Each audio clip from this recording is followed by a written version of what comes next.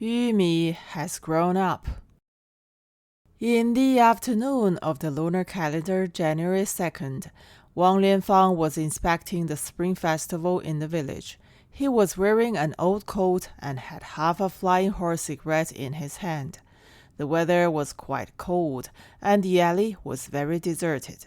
It was a rare deserted place on festival days, with only a few old people and children here and there.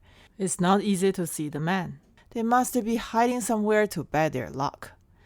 Wang Lianfang walked to the door of Wang Youqing's house, stopped, coughed a few times, and spit out phlegm.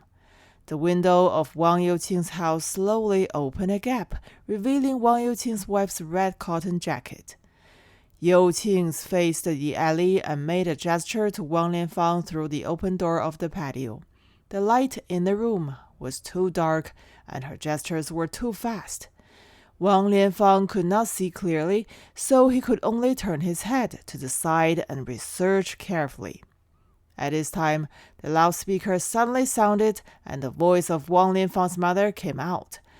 Wang Lianfang's old mother had lost her teeth, mainly because she was too hashy, and her voice was mixed with extremely vague breathing sounds, like snoring.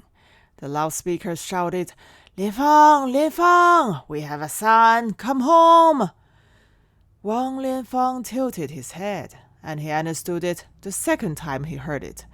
Looking back at the red cotton jacket in front of the window, Youqing had dropped her shoulders, and her face was leaning against the window lattice, looking at Wang Lianfang expressionlessly, looking a little resentful. This is a good-looking face, with a red stand-up collar wrapped around the neck and symmetrically standing up under the chin, like two palms holding it up, making it particularly charming. The loudspeakers were full of noise, and it could be heard that Wang Lianfang's main room was packed with people. Later, a record was put on the player, and Sailing the Sea Depends on the Helmsman ran throughout the village. The air in the village was majestic, high-spirited, and uplifting. Youqing said, "Go back. They're waiting for you." Wang Lianfang carried his military coat on his shoulders, laughed to himself, and said in his heart, "Shit." Yumi was busy going in and out of the door. Her cuffs were rolled up high, and her arms were blue and purple from the cold. But Yumi's cheeks were very red, a little bright, and glowed hard to hide. This expression showed her inner excitement, but because it was restrained with force and a little shy, couldn't find a way out. It stretched on her face, so it was extraordinarily smooth. Yumi kept biting her lower lip during the busy process, as if it was not the mother who gave birth to the little eighth, but Yumi.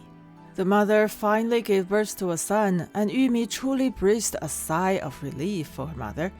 This joy was too deeply rooted in her heart and attached to her heart. Yumi is her mother's eldest daughter, and judging from the actual situation, she is already half of her mother's sister gradually. In fact, when the mother gave birth to the sixth girl, Yumi had assisted the midwife. Outsiders would have a lot of inconvenience after all. By the time the little eighth arrived, it was the third time that Yumi had seen her mother giving birth. With the help of her mother, Yumi witnessed all the secrets of women. For the eldest daughter, this is really a bonus.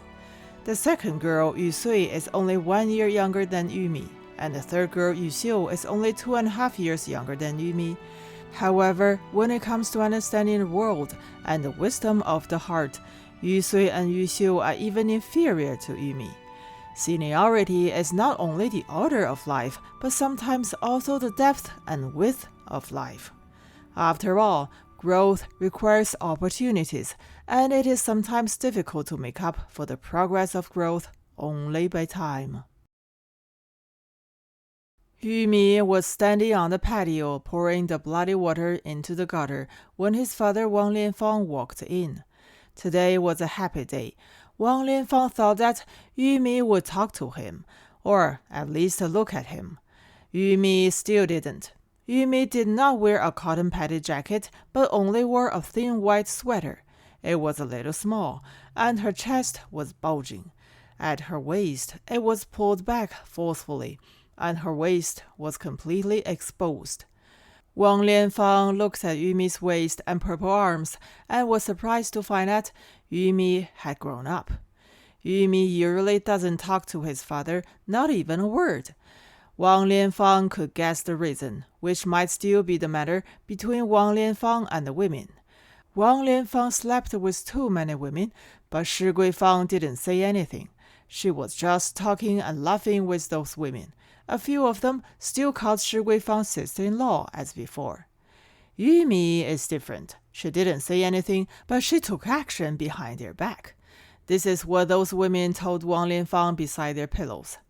Several years ago, the first person to tell Wang Lianfang about this matter was Zhang Fuguang's wife, who was still a new wife.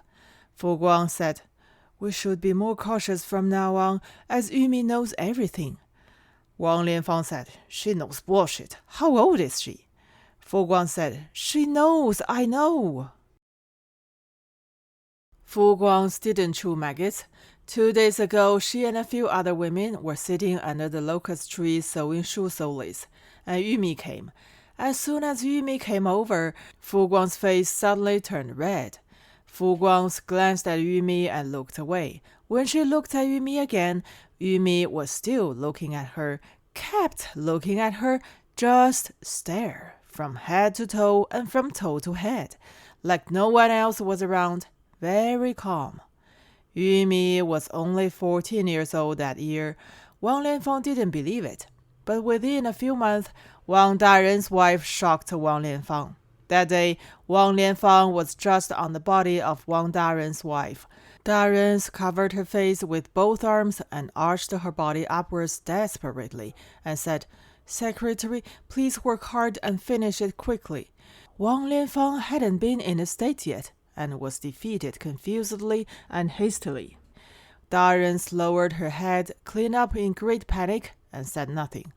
Wang Lianfang held her chin and asked again.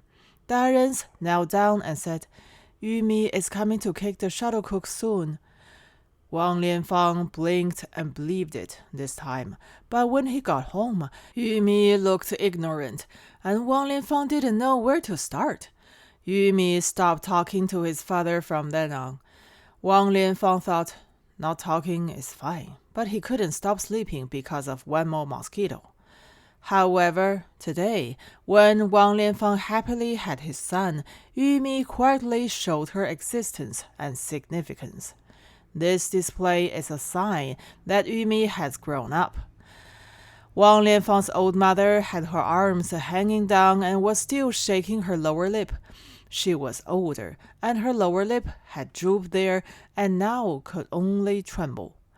Happiness falling from the sky is a kind of torture for old women. Their expressions are often stiff, and it is difficult for them to accurately and timely reflect the contents of their hearts on their faces. Wang Lianfang's father was much calmer. He chose a calm approach and slowly smoked the pot.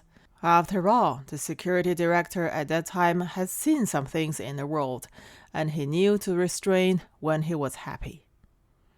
"Back," Dad said. "Yes," Wang Lianfang said. "Name him."